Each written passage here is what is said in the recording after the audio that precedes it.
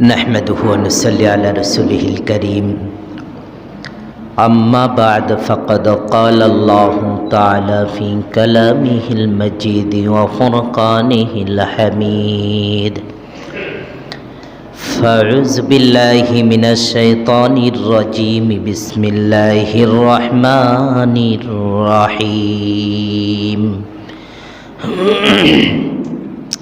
حميم والكتاب المبين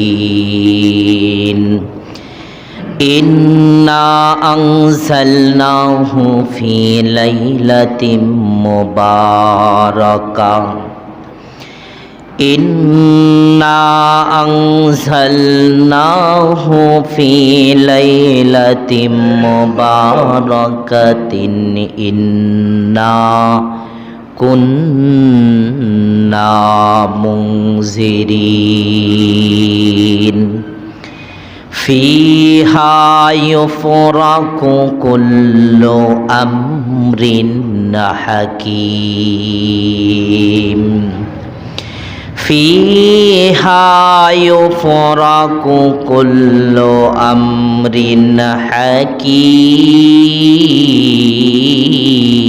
حكيم أمرا من عندنا إنا كنا مرسلين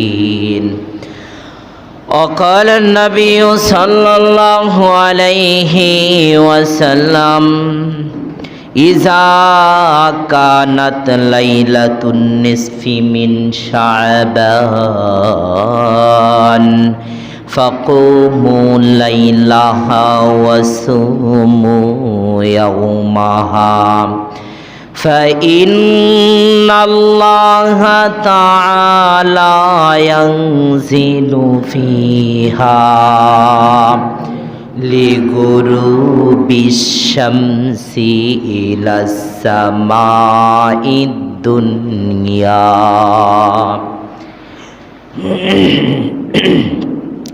لغروب الشمس إلى السماء الدنيا فيقول ألا من مستغفر فأغفر له ألا من مسترزق فأرزق له ألا مبتلا فأعافيا ألا كذا ألا كذا حتى يطلع الفجر رواه ابن ماجه كما قال النبي عليه الصلاة والسلام اللهم صل على جسد محمد في الأجساد وصل على قلب محمد في القلوب وصل على قبر محمد في القبور وصل على روح محمد في الأرواح الحمد لله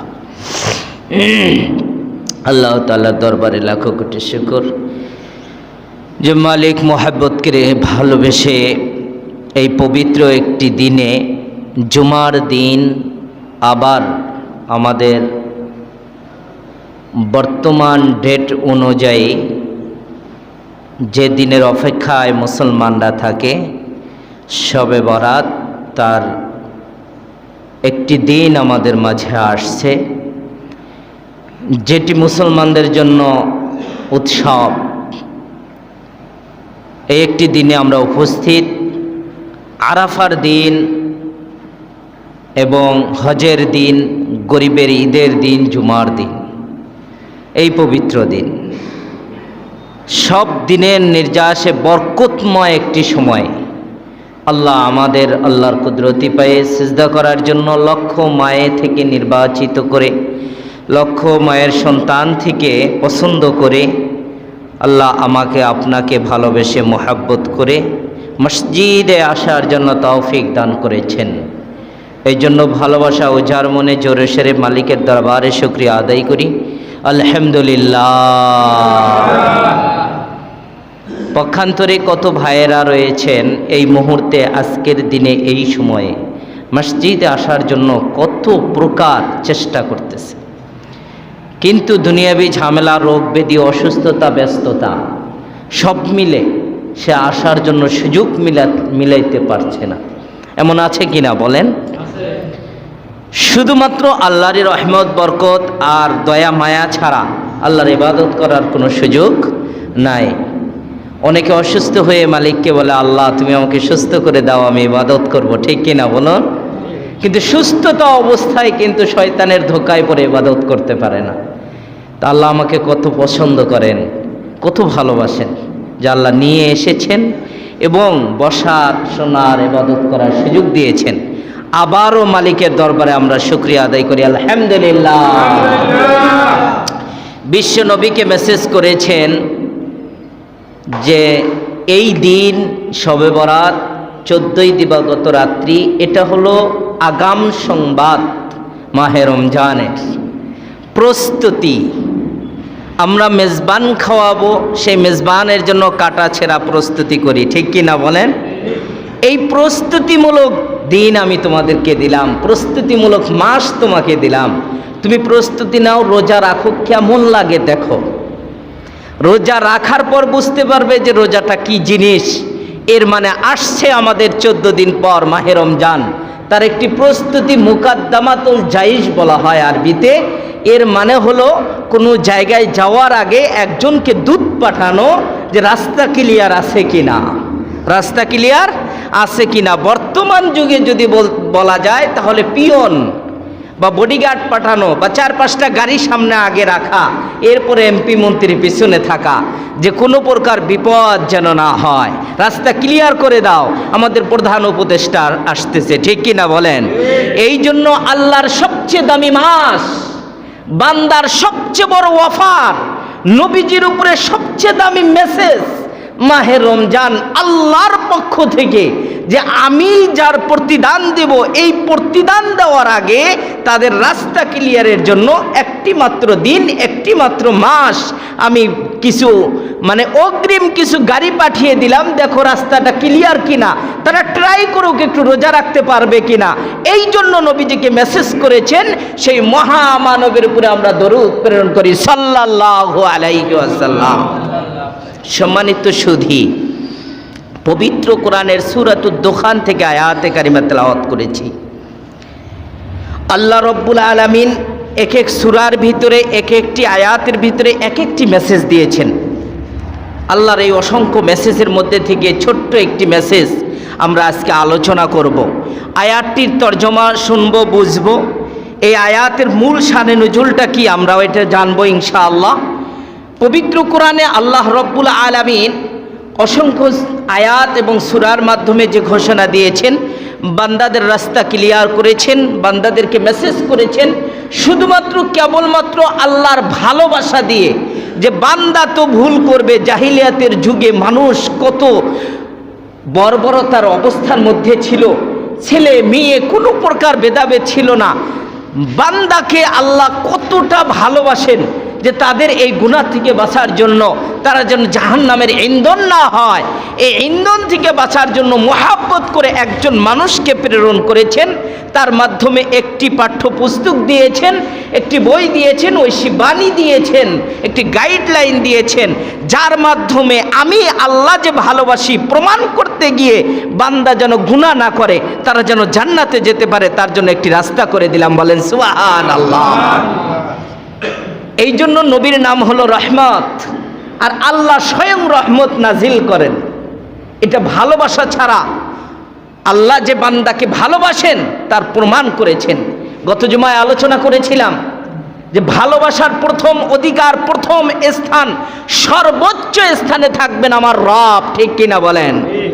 এরপরে থাকবেন বিশ্ব নবী রাহমাতাল লিল আলামিন, এরপরে থাকবেন আমার বাবা মা, এরপরে থাকবেন আত্মীয় স্বজন, বন্ধু বান্ধব, ছেলে সন্তান। এছাড়া যদি আমরা ভালোবাসার অন্য কোনো রাস্তা বেছে নেই, এটা হারাম হবে। এটা কি হবে? হারাম হবে, গুনাহ হবে।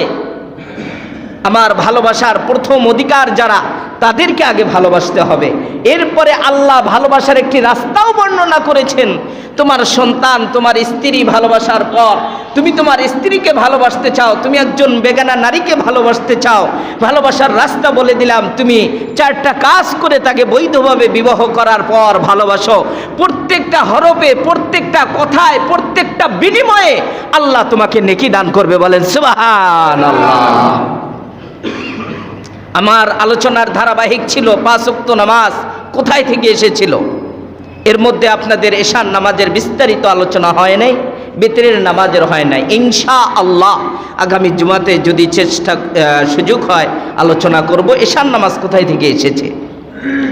আমাদের ফজরের নামাজ ছিল আদম আলাইহিস সালাম, জোহরের নামাজ ইব্রাহিম আলাইহিস সালাতু ওয়াস সালাম, আসরের নামাজ ইউনুস এবং উজাইর আলাইহিস সালাতু ওয়াস সালাম, মাগরিবের নামাজ দাউদ আলাইহিস সালাম এবং ইয়াকুব আলাইহিস সালাতু ওয়াস সালাম, এশার নামাজ মূসা কালিমুল্লাহ, বিতরের নামাজ ছিল বিশ্বনবী রাহমাতুল লিল আলামিন। বলেন সুবহানাল্লাহ। ধারাবাহিক আলোচনা আসবে। আজকের যে দিন আপনারা জানেন আমি প্রশ্ন উত্তরের মাধ্যমে আলোচনা করি।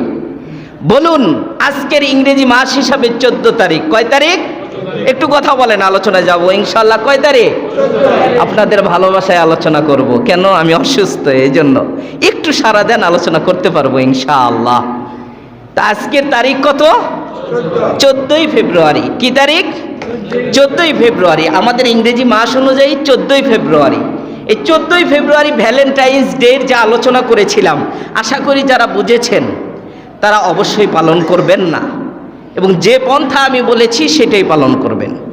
কারণ এই ডেটের কোনো আলোচনা ধারাবাহিক কোরআন হাদিস থেকে পাওয়া যায় নাই। এটা হলো একজন ভ্যালেন্টাইন্স যাজক পোপ জেলিয়াস রোপার কালিয়া থেকে এসেছে।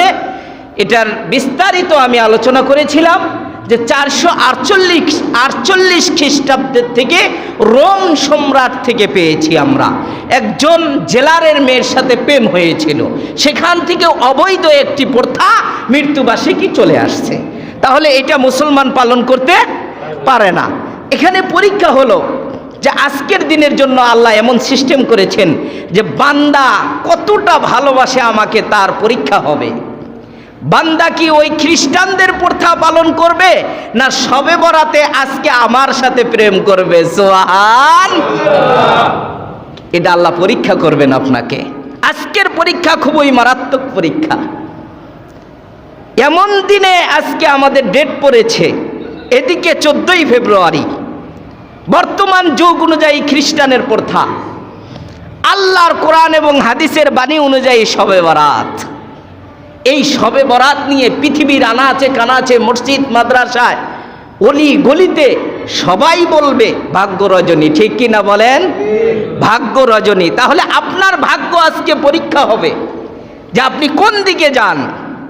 আপনার বিবেক নামক মুফতি যে রয়েছে, এই মুফতিকে আজকে ছেড়ে দিবে আল্লাহ, উন্মুক্ত করে দিবে যে তোমার এই বিবেক নামক মুফতিটা কোন দিকে আজকে যায় আমি দেখব। আল্লাহর বাণীর দিকে যায় না ওই ইহুদি খ্রিস্টানের কালচারের দিকে যায়। একই সময়ে দুইটার সময় আমাদের মাঝে বিরাজমান হবে। একই সময়ে দুইটা দিবস আমাদের মাঝে উপস্থিত হয়েছে। একটি হলো অবৈধ আর একটি হলো বৈধ। এই জন্য ভ্যালেন্টাইন্স ডে বনাম শবে বরাত। ভ্যালেন্টাইন্স ডে বনাম শবে বরাত। যে আপনি কোন দিকে যান, রাস্তা দুইটা খুলে দিল। জাহান্নামেরও রাস্তা রয়েছে, জান্নাতেরও রাস্তা রয়েছে। আমার বান্দা কোন দিকে যায় আজকে আমি পরীক্ষা করব। বান্দা যদি একটু হিজরত করে শুধু ডানের রাস্তাটা পা রাখে, আমি কসম করে বললাম, আমি আল্লাহ নবীকে ঘোষণা করেছেন এই শবে বরাতে চোখের পানি যদি এক ফোঁটা ফালাইতে পারে, আমি বান্দার জীবনের গুনাহগুলো মাফ করে দিব। সুবহানাল্লাহ জোরে বলেন। আর যদি বাম দিকে যান 14ই ফেব্রুয়ারি, আল্লাহ এটা দেখে নেবেন তুমি কত বড় বাহাদুর। এটা আমি দেখবো আজকে। এই জন্য মুসলমান ভাইরা আমার, আমরা মুসলিম জাতি, আমাদের মা বাবা মুসলমান, আমরা দাবিও করি মুসলমান, আমরা কালেমাও পড়েছি লা ইলাহা ইল্লাল্লাহ। আমাদের বিশ্বাস, আমাদের ধর্ম আল কোরআন, আমাদের সব কিছুই হলো আল্লাহর নবীর তরিকা। আর ইহুদি খ্রিস্টানের তরিকা যদি আমি মানি, তাহলে শয়তানের ধোকায় পড়ে যাব। কার ধোকায় পড়ে যাব? শয়তান। এর জন্য আল্লাহ আমাদেরকে কোরআনের বাণী দিয়েছেন, আমরা আপনাদেরকে উপদেশ করতেছি। নবী নাই, নবী চলে গিয়েছেন। আপনি কিয়ামতের ময়দানে হাসরের মাঠে বলবেন যে আমাকে তো কেউ বুঝায় নাই, কেউ বলে নাই যে 14ই ফেব্রুয়ারি ভ্যালেন্টাইন্স ডে, এই বেহাইয়া দিবস পালন করা যাবে না। তখন বলবে না, আমার নবী তো চলে এসেছে, কিন্তু নবীর পরিবর্তে এক শ্রেণীর নবীর দায়িত্ব দিয়ে আমি ওয়ারিশ রেখে দিয়েছিলাম, তারা তো তোমাকে জুমার দিন বুঝাইছে, ঠিক কি না বলেন? শুধু আমি খতিব নয়, বাংলার জমিনে আজকে যতগুলো মসজিদ আছে প্রত্যেকটা মসজিদের খতিব আজকে বয়ান করবে যে 14ই ফেব্রুয়ারি মানা যাবে না। 14ই ফেব্রুয়ারি কি করা যাবে না? মানা যাবে না। সব মসজিদের মুসল্লিরা শুনবে। শোনার পরেও যদি আপনি মানেন, আপনি শোনার পরে, জানার পরে, বোঝার পরে যদি আপনার পায়ে আপনি কুরআন মানেন, কেউ বাধা দিতে পারবে? সম্ভব? বলেন। আপনি জানার পরেও আপনার এই মেয়েকে যদি বের করে দেন, তাহলে আপনার মতো গাদা আর বোকা আছে দুনিয়ার?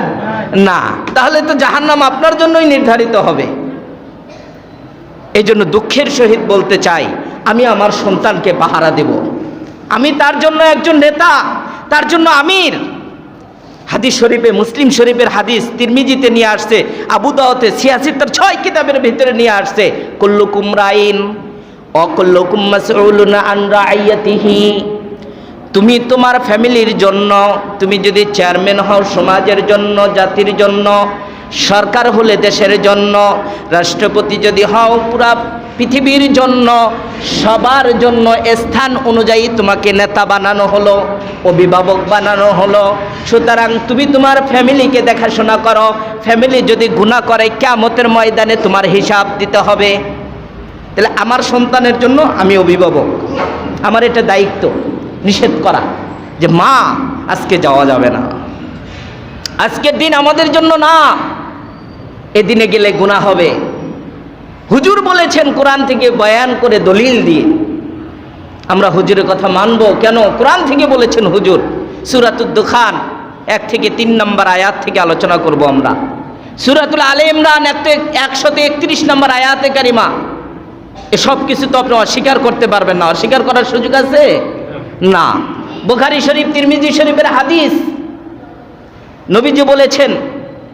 আবু দাউদ শরীফের হাদিস, সহিহ ইবনে হিব্বান 5665 নম্বর হাদিস। আপনি কি অস্বীকার করতে পারবেন? আপনি বুঝাবেন, আজকে না বুঝলে এর পরের বার বুঝবে, বুঝাইতে বুঝাইতে একদিন বুঝে ফেলবে। আর না বুঝলে কিয়ামতের দিন আল্লাহ আপনাকে ধরবে না। বলেন সুবহানাল্লাহ। আপনি তো চেষ্টা করেছেন। এই জন্য এই যে দাদার কাছে একটা ফুল রেখেছি আমি মোহাব্বতের জন্য। আমার এক ছাত্র সকালে আমাকে গিফট করেছে যে হুজুর আপনি বলেছেন যে ছাত্র হুজুরকে ভালোবেসে ফুল দিতে হবে, এটা জায়েজ আছে। আমার এই ছোট্ট বাচ্চা একটা গোলাপ ফুল নিয়ে আসছে, নিয়ে আমাকে বলতেছে হুজুর আপনাকে ভালোবাসি আমি, এই জন্য ফুলটা দিলাম। এইটা হলো প্রকৃত ভালোবাসা, ছাত্র উস্তাদের ভালোবাসা, মা বাবার ভালোবাসা। অবৈধ না, অবৈধভাবে দিলে এই 5000 টাকা আর 5 টাকার ফুল, 5000 টাকা সম্পূর্ণভাবে হারাম এবং গুনাহ হবে। এই জন্য আল্লাহ রাব্বুল আলামিন বলেছেন, আমরা আয়াতের শানে নুজুল শুনি, হামিম ওয়াল কিতাবিল মুবিন। হামিম, এই আয়াতের তর্জমাগুলো আল্লাহ রাব্বুল আলামিন ভালো জানেন। নবীকে জানিয়েছেন কিনা এটা আমাদের গবেষণা নাই। এরপরে আল্লাহ রাব্বুল আলামিন বলেন ওয়াল কিতাবিল মুবিন, সুস্পষ্ট বর্ণনা আমার। আমি কসম করে বলতেছি, সুস্পষ্ট বর্ণনা আমার। কে বললেন এই কথা? আল্লাহ বললেন। ইন্না আনজালনাহু, অবশ্যই নিশ্চয় আমি নাজিল করেছি পবিত্র আল কোরআনকে। আবারও অর্থ বলি, সুস্পষ্ট বর্ণনা আমি রব কসম করে বলতেছি, আমি নাজিল করেছি পবিত্র আল কোরআনকে ফি লাইলাতিন মুবারাকা, মুবারক এবং বরকতময় রাত্রে। আমি এই কোরআনকে নাজিল করেছি বরকতময় রাত্রে। কোথায় থেকে? লোহে মাহফুজ থেকে। কোথায় থেকে? লোহে মাহফুজ, মানে আল্লাহর সিংহাসনের নাম হলো লোহে মাহফুজ, যেখানে সংরক্ষণ করা হয়। অর্থ বুঝতে হবে, আমি আমার লোহে মাহফুজ থেকে পবিত্র কোরআনকে নাজিল করেছি, সুস্পষ্ট বর্ণনা। আমার কসম, আল্লাহ বলতেছেন আমার কসম। কোন রাত্রিতে? মুবারক রাত্রিতে। কোন রাত্রিতে? এই পর্যন্ত আমরা একটু অর্থ শুনি। মুবারকের দুইটি ব্যাখ্যা। এক নাম্বার হলো শবে কদর। এক নাম্বার কি? শবে কদর। অন্য ভাইয়েরা আছেন এখানে মাযহাবের, এই জন্য তাদের জন্য বলতেছি, উল্টা দিকে নেবেন না। তাহলে মুবারকের কয়টি ব্যাখ্যা? দুইটি ব্যাখ্যা। এক নাম্বার ব্যাখ্যা হলো শবে কদর। এটার প্রমাণ কি? ইন্না আনজালনাহু ফি লাইলাতিল কদর, আমি পবিত্র কোরআনকে নাজিল করেছি শবে কদরের রজনীতে। শবে কদরের রজনীতে, এটা একটা ব্যাখ্যা। দ্বিতীয় ব্যাখ্যা হলো মুবারকের ব্যাখ্যা হলো শবে বরাত। সুবহানাল্লাহ, জোরে বলেন। আবারও বলি, এক নাম্বার ব্যাখ্যা হলো শবে কদর, দুই নাম্বার ব্যাখ্যা হলো শবে বরাত, আসছে আমাদের মাগরিবের পর। তাহলে যেই রাত্রে, আপনারা প্রশ্নের উত্তর দিবেন, যেই রাত্রে আল্লাহর জবান পবিত্র কোরআন, ঐশী বাণী, যে কোরআনে কোনো সন্দেহ নাই, সেই কোরআনকে নাজিল করা হলো, সেই রাত্রিটা কি সাধারণ কোনো রাত্রি? না, আওয়াজ হয় নাই আপনাদের। সাধারণ কোনো রাত্রি? আরো জোরে বলতে হবে, সাধারণ কোনো রাত্রি? সুবহানাল্লাহ বলেন একবার জোরে। এই রাত্রির থেকে তো আর কোনো রাত্রি দামি হতে পারে না। এই জন্য সাহাবাদেরকে নবীজি বললেন, তোমাদের 5টা নাইট দান করা হয়েছে। কয়টা নাইট? আরো বলেন, কয়টা নাইট? জোরে বলেন, কয়টা নাইট? এক নাম্বার 31st নাইট, দুই নাম্বার ভ্যালেন্টাইন্স ডে। হ্যাঁ, এইরকম? না না না না না, 5টি নাইট। সাহাবারা মুস্কি হাসি দিয়ে বললেন, ইয়া রাসূলুল্লাহ, আগের জামানায় শুনেছিলাম 1000 বছর হায়াত পেয়েছে তারা, তাদের তো সাধারণ একটু 500 বছর যদি যুদ্ধ করে আর 500 বছর যদি আমল করে এমনি তো জান্নাতে যাবে। নবীজি কথাটা শুনে চমকে উঠলেন, কথা তো সঠিক। ফেরাউনের হায়াত ছিল 400 বছর। ফেরাউনের হায়াত কত? সাদ্দাতের হায়াত ছিল 700 বছর। সাদ্দাতের 700 বছর। নমরুদের হায়াত ছিল 450 বছর। বক্তে নসরের হায়াত ছিল 500 বছর। বাস্তব এত হায়াত, তারা তো ইবাদত করলে স্বাভাবিক জান্নাতে যেতে। আদম আলাইহিস সালামের হায়াত ছিল 1000 বছর। শীশ আলাইহিস সালামের হায়াত ছিল 700 বছর। তা আমরা তো জান্নাতে যেতে পারবো না। জিবরাইল আলাইহিস সালাতু ওয়াস সালাম নাজিল হলেন, ইয়া রাসূলুল্লাহ, ইয়া হাবিবাল্লাহ, আপনার বন্ধুরা, আপনার সাহাবারা টেনশনে পড়ে গিয়েছে। কারণটা হলো, কারোর হায়াত ছিল 1000 বছর, জিনদের হায়াত হলো 6000 বছর। কয় হাজার বছর? এখনো একজন জিন সাহাবী জীবিত আছেন। কোন কোন ওলামা হযরত বলেন এখনো জিন সাহাবী জীবিত আছেন। এখনো যদি বেঁচে থাকে তাহলে 8000 বছর হায়াত পেয়েছে। সাহাবায়ে কেরামরা আশ্চর্য হয়ে গেলেন এবং চিন্তা এবং পেরেশানিতে চেহারা মলিন হয়ে গেল। মলিন হওয়ার পর মুজাহিদ রাহমাতুল্লাহি আলাইহি বর্ণনা করেছেন, তাফসিরে ইবনে কাসিরের মধ্যে উল্লেখ করেন, বিশ্ব নবীও চিন্তিত হয়ে গেলেন। মাত্র 60 থেকে 70 বছর হায়াতে, এর মধ্যে 30 বছর হলো রাত্রি আর 30 বছর হলো দিন। 60 বছর যদি হায়াত হয়, 30 বছর রাত্রি, 30 বছর দিন। এই 30 বছর হায়াতের মধ্যে আমার বান্দা কি করবে, আমার উম্মাত কি করবে? চিন্তার বিষয়। আল্লাহর নবীকে জিবরাইল আলাইহিস সালাতু ওয়াস সালাম বললেন, আল্লাহ রব্বুল আলামিন আপনার বান্দাদের জন্য, আপনার এই উম্মাতের জন্য 5টি রজনী, 5টি নাইট দান করেছেন। কয়টি নাইট? জোরে বলতে হবে, কয়টি নাইট? 5টি নাইট দান করেছেন। তার একটা নাইটের বর্ণনা পবিত্র কোরআন সরাসরি এসেছে সূরাতুল কদরে। আল্লাহ রাব্বুল আলামিন বলেন, সূরাতুল কদরের মধ্যে যদি একটি রজনী শুধুমাত্র আল্লাহর জন্য দিতে পারে, যদি একটি নাইট যদি কোনো বান্দা আল্লাহর জন্য দিতে পারে, মেডিকেলে থাকবে, ব্যবসায় থাকবে, যেখানেই থাকবে, বেশি কষ্ট করতে হবে না। শুধু তওবা করে চোখ থেকে মাছির মাথা সম পরিমাণ, চোখ থেকে মাছির মাথা সম পরিমাণ একটু পানি যদি খালি বের করতে পারে এই রাত্রে, আমি আল্লাহ ওয়াদা দিয়ে দিলাম 1000 রাত্রির সওয়াব তার আমলনামায় দিয়ে দিব। সুবহানাল্লাহ। এক রাত্রের বর্ণনা দ্বিতীয় রাত্রের বর্ণনা, আল্লাহর নবীকে বলেন, ও আমার হাবিব, আপনি ঘোষণা করুন, আপনার উম্মতেরা তো চিন্তায় পড়েছে, এই 60 বছরের মধ্যে কি করব। নবীজি বলেন, এমন একটি রাত্রি তোমাদেরকে দেওয়া হবে যেই রাত্রে আল্লাহ নিজে বলেছেন, আমি শেষ আসমান অর্থাৎ প্রথম আসমান, 1 নাম্বার আসমান, যেই আসমান থেকে একেবারেই কাছে হবে বান্দার, একেবারেই কাছে হবে।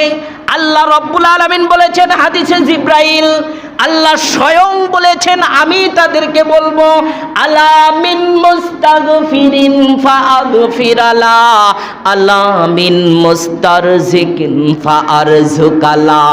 আমি নিজে আসব এবং এই আসমান থেকে বান্দাদেরকে ডাকবো আর বলবো, ও আমার গোলামেরা, ও আমার বান্দারা, ও আমার বান্দিরা, ও গুনাহগার উম্মতেরা, ও মেডিকেলে অসুস্থরা, তোমরা যে যেখানে আছো একবার আমি মালিককে ডাক দিয়ে দেখো, আর চোখের পানি শুধু একটু বের করো, আমি মালিক ওয়াদা করে দিলাম, তোমার জীবনের যে গুনাহগুলো রয়েছে সাগরে ডুব দিলে যেমন তুমি পবিত্র হয়ে যাও, ওইভাবে এই রাত্রে যদি খালি তওবা করতে পারো আর আমি মালিকের কাছে ইস্তেগফার করো, মালিক ওয়াদা করলাম তোমার জীবনের গুনাহগুলো এইভাবে ধুয়ে মুছে শেষ হয়ে, সুবহানাল্লাহ বলেন জোরে।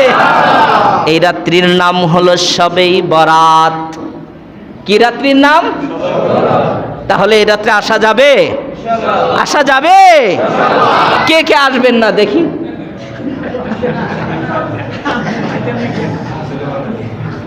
আপনারা আমাকে ভালোবাসেন আমি জানি, আপনারা আসবেন, যে হুজুর যেহেতু আসবে অসুস্থ হয়ে, আমরাও আসব। আচ্ছা, আমার আসতে যদি একটু দেরি হয়, রাগ করে রাস্তা দিয়ে গালি দিয়ে দিয়ে কে কে চলে যাবেন? চলে যাবেন? একটু দেরি হবে, এটা আগেই মাপ চেয়ে নিলাম, কারণ হলো আর একটা মসজিদ আছে আমার, আমি 5 ওয়াক্ত নামাজ পড়াই, সেখানে ওনারা আবদার করছে হুজুর 2টা মিনিট আলোচনা করবেন আমাদের।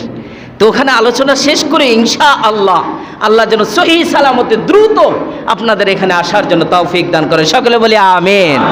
এর বিস্তারিত আলোচনা হবে ইনশাআল্লাহ। কয় শ্রেণীর মানুষকে আল্লাহ মাফ করবেন, কয় শ্রেণীর মানুষকে আল্লাহ মাফ করবেন না, এটা নিয়ে আমরা আলোচনা করব।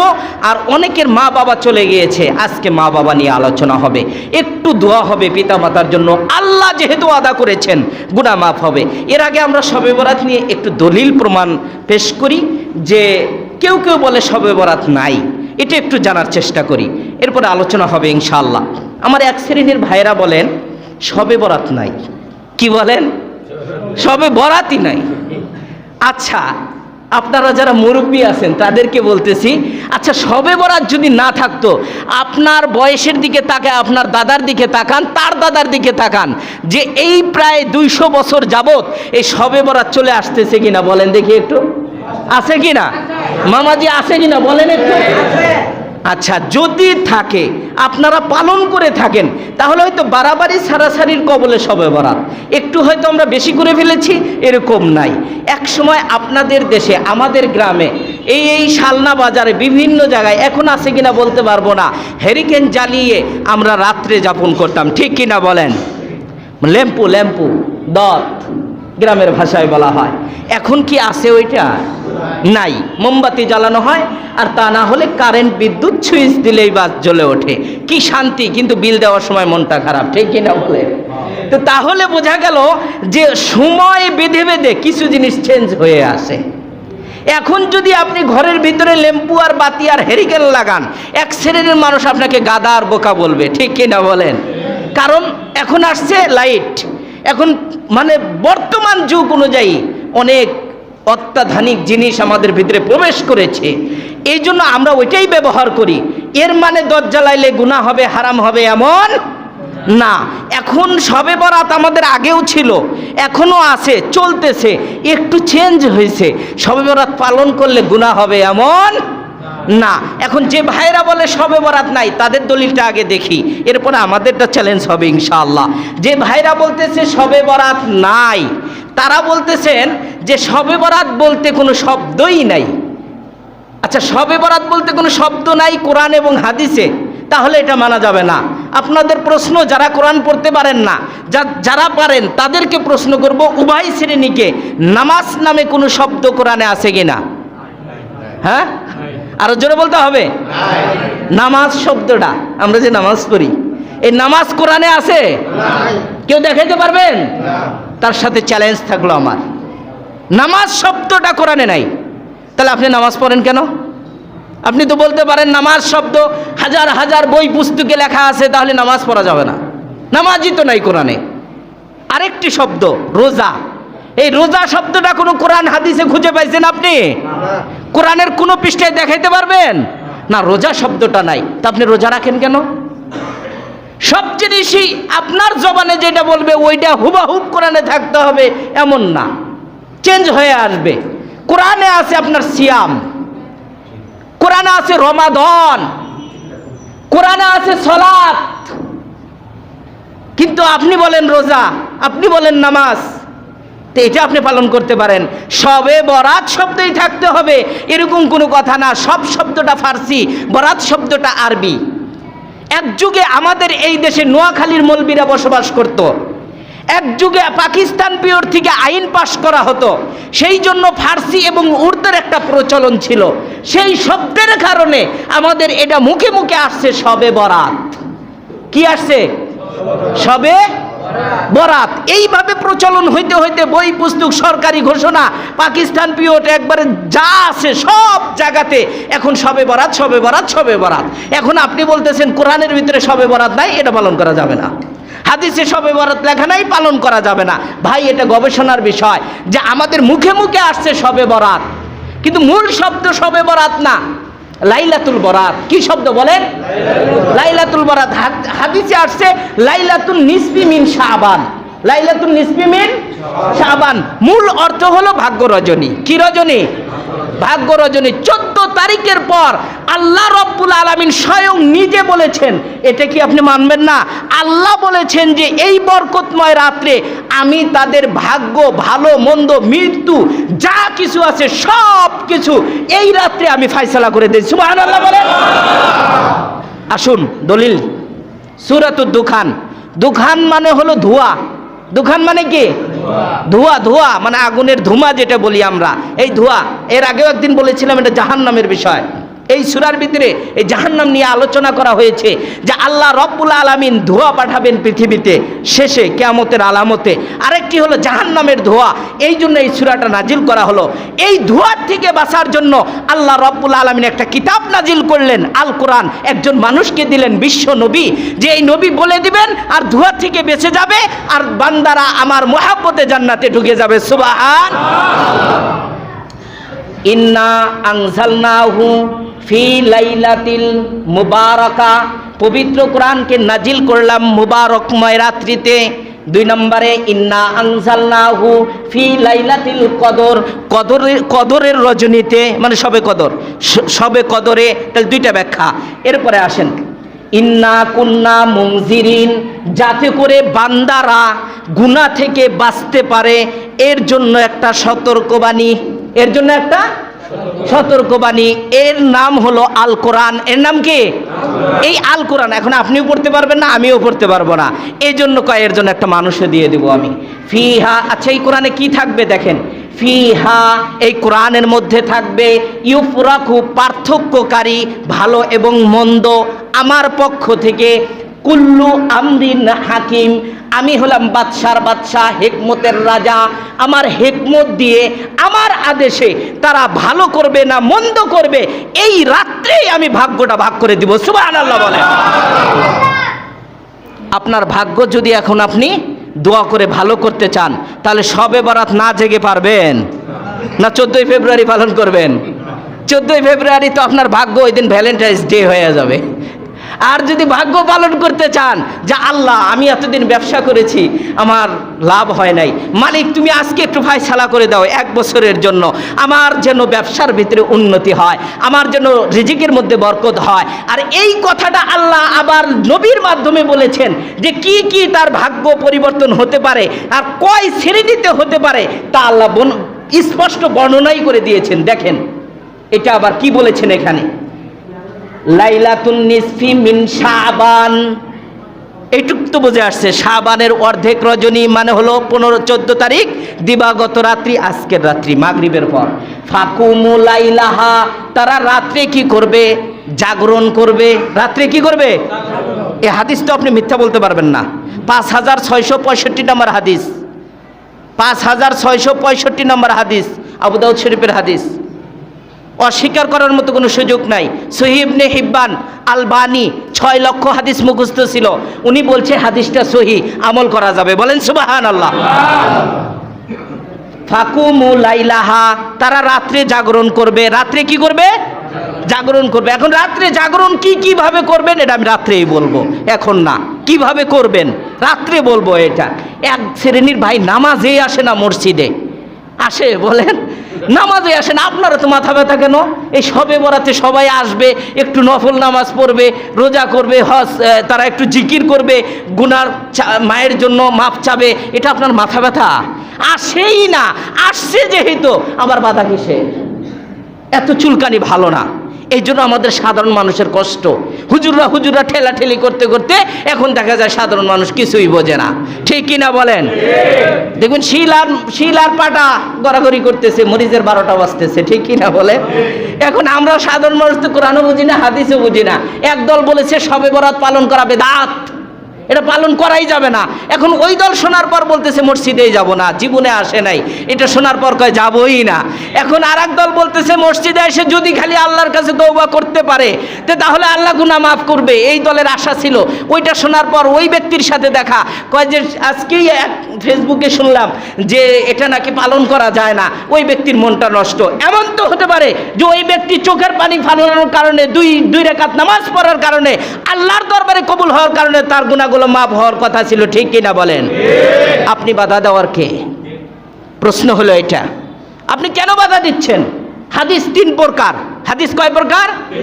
আবার একটু কথা বলেন, হাদিস কয় প্রকার?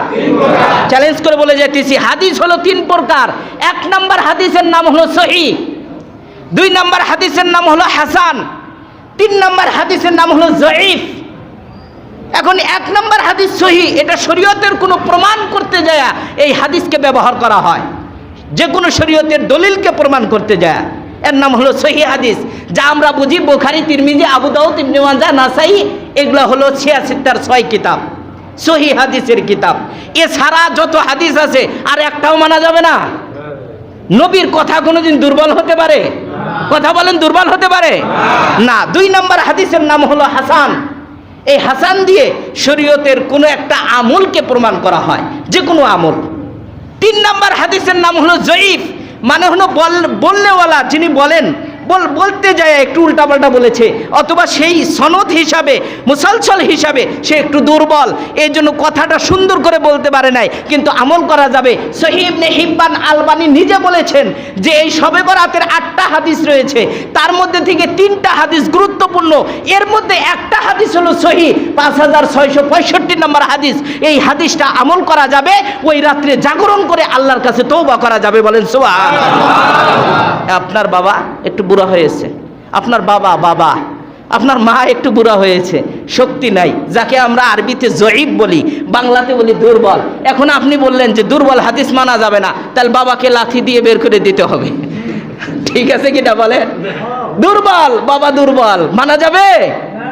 মানা যাবে না। না, দুর্বল হাদিস তো মানা যাবে না। তো দুর্বল হাদিস যদি মানা না যায় তাহলে আপনার বাবাও তো দুর্বল। আপনি যদি লাঠিটা বের করেন তো গ্রামের মানুষ আপনাকে খুব ভালো বাবা দেবে? বলবে জারোর সন্তান। কি বলবে?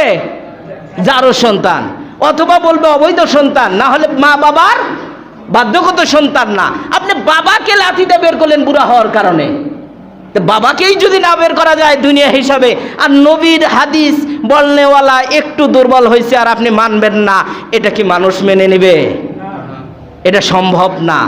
জয়ীফ এটা হাদিসের ক্ষেত্রে বলা হয়েছে, এর মানে মানা যাবে না এমন না, আমলের ক্ষেত্রে এটাকে মানা যাবে, কোনো সমস্যা নাই, শবে বরাত পালন করা যাবে।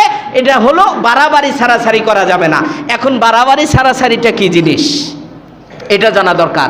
এটা হলো আমাদের এক শ্রেণীর মা বোনেরা আছে, শবে বরাত আসলে হালুয়া রুটির একটা হিড়িক লাগায় দেয় যে এই রাত্রে হালুয়া রুটি খাইতেই হবে। আসলে বিষয়টা এমন না, আপনি হালুয়া রুটি খাইতেও পারেন, নাও পারেন। এই শবে বরাত আসলেই দেখবেন অনুষ্ঠানটা শুরু হয়ে যায়। মসজিদের মধ্যে খিচুড়ি বিরিয়ানি পাকাইতেই হবে, এটা কোনো বিষয় বলেন না, এটা হলো মনের চাহিদা। এখন আমাদের মামাজিরা কর্তৃপক্ষরা যদি বলে যে সবাই রাত জাগরণ করবে, আমরা একটু খিচুড়ি পাকাই, এটা কি হারাম হয়ে যাবে? কথা বলেন, হারাম হয়ে যাবে না? তাহলে হারাম হয়ে যাবে না, কিন্তু এটা মনে করা যাবে না যে আজকে বিরিয়ানি পাকাইতেই হবে, আজকে তবারক পাকাইতেই হবে, তবারক পাকাইলেই আল্লাহর রহমত আসবে, না, এরকম না। বিষয়টা হলো আজকে ইবাদতের রজনী, ইবাদত করব। এর ফাঁকে যদি মসজিদ কমিটি মনে করে যে আমরা একটু সেহরিটা খাওয়াই দেব, আচ্ছা কোনো মানুষকে যদি সেহরি খাওয়ায় সব পাওয়া যাবে কিনা? কথা বলেন, সব পাওয়া যাবে কিনা? তা আজকে তো আমরা রোজা রাখবো, রোজা রাখলে অবশ্যই সেহরি খাওয়াইলে আমার সব হবে। আপনারা সবাই মিলে 10 টাকা করে দিয়ে যদি একটা খিচুড়ির আয়োজন করে সবাইকে এখানে যারা থাকবে সেহরি খাওয়াইয়া দেন, তাহলে সব হবে না? হবে। কিন্তু এটা মনে করা যাবে না আজকে খিচুড়ি পাকাইতেই হবে। বুঝে আসছে আমার কথা? আচ্ছা, এটা কোথায় থেকে আসছে? আমাদের নোয়াখালী মৌলবীর থেকে আসছে। তারা এতটা রিসার্চ করে নাই, তারা দোয়াত জ্বালায়া সব কিছু করছে, এখন বাতি চলে আসছে, সব দেখতেছি, যাচাই বাছাই চলতেছে, রিসার্চ চলতেছে। এখন আর বোঝা যাচ্ছে যে এই খিচুড়ি পাকানোটা শরীয়ত সম্মত নয়। খিচুড়ি পাকানো কিনা শরীয়ত সম্মত নয়। তারা এটা মানুষদেরকে আনার জন্য, ডাকার জন্য একটা পদ্ধতি করেছিল যে মানুষ তো জামাই পরা শেখে নাই, তারা কালিমাই জানে না, কি করা যায়? তাদেরকে একটু ডাকার পর মসজিদে এই উসিলায় যদি কালিমাটা পড়ান যায়, তাহলে আমরা শবে বরাত পালন করে তাকে একটু কালিমা পড়াই। এখন লুঙ্গিই পরে নাই, শাড়িই পরে নাই, সে নামাজ পড়বে কেমনে? এই জন্য তারা কাপড় পরানোর জন্য একটা পদ্ধতি করেছে। তাদের নিয়াত ছিল শুদ্ধ, আল্লাহ রাব্বুল আলামিন তাদের মাফ করে দেবে, বলেন সুবহানাল্লাহ। 2, তারা আলিফ বে পড়াইতো, তারা আলিফ বা বলতে পারতো না, তারা যেভাবে পারতো এইভাবে আমাদের মুরব্বীদের শিক্ষা দিত। এটারও বদলা আল্লাহ রাব্বুল আলামিন দান করবে, কোনো প্রকার সমস্যা নাই। এই জন্য তাদের ব্যাপার ভিন্ন, যে এখন আপনি কাপড়ই পরতে পারেন না, আপনাকে আমি মাসলা কি শিখাবো? তারা তো কাপড় পরানোর জন্য আসছিল, কাপড় পরাইয়ে দিছে, আমরা এখন যাচাই বাছাই করতেছি, না এটা করা যাবে না। নাম্বার 2, সারাসারি। সারাসারি হলো আমরা এই রাত্রে অনেকে মুরব্বীরা কিছু বইয়ের ভিতরে লেখা আছে ভেস্তের কুঞ্জি, মুকসিদুল মুমিনিন, এই জাতীয় বিষাদ সিন্ধু, এই 3টা বইয়ের ভিতরে বিস্তারিত লেখা আছে। আর কিছু নামাজ শিক্ষা বইয়ের মধ্যে লেখা আছে যে এই রাত্রে এক রাকাতে, প্রথম রাকাতে সূরা ফাতিহা, দ্বিতীয় রাকাতে 75 বার কুল হুর সূরা পড়তে হবে, অথবা 30 বার পড়তে হবে, অথবা 3 বার পড়তে হবে। এটার কোনো দলিল নাই, এটার কোনো কি নাই? দলিল নাই। আপনি পুরা কোরআন পড়েন, আপনাকে কেউ বাধা দেবে না। পড়তে হবে শব্দটা যে বলেছে এটা বলা যাবে না, এটা বলা যাবে না। এই রাত হলো ইবাদতের রাত্রি, আমরা এই রাত্রে ইবাদত করব, আল্লাহর কাছে তওবা করব যে আল্লাহ তুমি আমার গুনাহগুলো মাফ করে দাও। কয় শ্রেণীর মানুষের তওবা হবে না, কয় শ্রেণীর মানুষের গুনাহ আল্লাহ মাফ করবে না এই রাত্রে, এটা নিয়ে আমরা আলোচনা করব ইনশাআল্লাহ। তাহলে শবে বরাত আছে, এটা প্রমাণিত। মুআয ইবনে জাবাল থেকে হাদিস এবং 8টা হাদিস রয়েছে। এর মধ্যে যে ভাইয়েরা আহলে হাদিসের ভাইয়েরা তারা বলে শবে বরাত নাই, তাদেরই নেতা শায়েখ নাসিরউদ্দিন আলবানী উনি বলেছেন যে এই রাত্রে ইবাদত করা যাবে, এই রাত্রে কি করা যাবে? ইবাদত করা যাবে, কিন্তু বাড়াবাড়ি সারাসারি করা যাবে না। তার বাণী এটা, এবং তার লিখিত কিতাবের মধ্যে 3 নম্বর খণ্ডের ভিতরে নিয়ে আসছে কথা। তাহলে বোঝা গেল সে সমর্থন করেছে, নাই শব্দ বলে নাই, নাই শব্দ বলে নাই। আমরাও এমন কিছু করব না যে বেশি হয়ে যায়। বেশিটা কি কি বলে দিলাম, হালুয়া রুটি খাওয়া, এক রাকাতে 75 বার কুল হুর সূরা পড়া, এই জাতীয় কোনো নিয়ম নাই। কি নিয়ম আছে ইনশাআল্লাহ রাত্রে বলবো, এবং কিভাবে আমল করবেন রাত্রে আলোচনা হবে। আল্লাহ রব্বুল আলামিন এখানে পবিত্র কোরআনের মধ্যে যে ঘোষণা করলেন, আমি এই রাত্রে কুল্লু আমরিন হাকিম আমরান মিন ইনদিনা, আমার পক্ষ থেকেই এই সমাধান আসে, এই ফয়সালা আসে যে এই রাত্রে আমি বান্দাদের ভাগ্য নিয়ে, তাদেরকে নিয়ে, আমি ফেরেশতাদেরকে নিয়ে গবেষণা করি। আমি লোহে মাহফুজ থেকে প্রথম আসমানে চলে আসি, পবিত্র কোরআন প্রথম আসমানে নাজিল করি, আর শবে কদরের রাত্রিতে আমি নবীজির উপরে ধারাবাহিক 23 বছরে পবিত্র কোরআনকে নাজিল করি। সুবহান। এর জন্য আমি একটা রাস্তা দিয়েছি, ইন্না কুন্না মুরসিলিন, যে আমার একজন নবী রয়েছে, সেটা বুঝাই দিবে কি জন্য, রহমতের জন্য। তারা গোমরার মধ্যে ছিল, গোমরা থেকে যেন বাঁচতে পারে। আল্লাহ আমাদের বোঝার তৌফিক দান করুক। যাদের বুঝে আসে নাই আমরা নামাজ শেষে বুঝে নেব, কিন্তু ভাই ঠেলাঠেলি করব না। আজকে একটা মাত্র রাত্রি, এই রাত্রিতে আমাদের ইবাদত করার জন্য সুযোগ দেন আপনি। আপনারা এই বাড়াবাড়ি সারাসারি করে সাধারণ মুসলমানের ইমানকে হরণ করিয়েন না, কষ্ট দিয়েন না। মাফ চাই আপনাদের কাছে, আল্লাহ মাফ করুন।